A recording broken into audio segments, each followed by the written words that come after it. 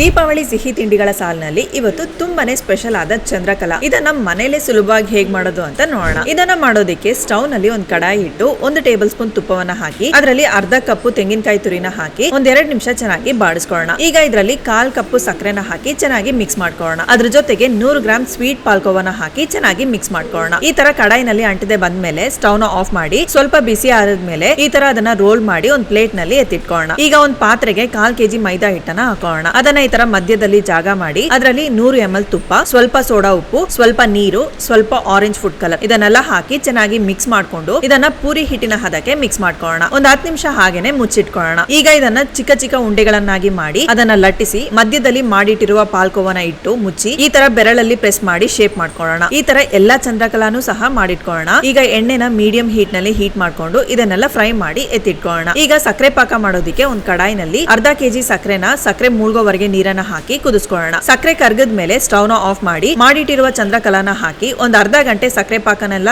Observe ಆದ್ಮೇಲೆ ತೆಗೆದಿಟ್ಟು ಅದ್ರ ಮೇಲೆ ಸ್ವಲ್ಪ ಸಣ್ಣಗೆ ಹೆಚ್ಚಿದ ಪಿಸ್ತಾ ಬಾದಾಮ್ನ ಹಾಕಿದ್ರೆ ತುಂಬಾನೇ ರುಚಿಯಾದ ಚಂದ್ರಕಲಾ ತಯಾರು. ಈ ವಿಡಿಯೋ ಇಷ್ಟವಾಗಿದ್ರೆ ಲೈಕ್ ಮಾಡಿ, ಫುಡಿ ಕನ್ನಡನ ಫಾಲೋ ಮಾಡಿ.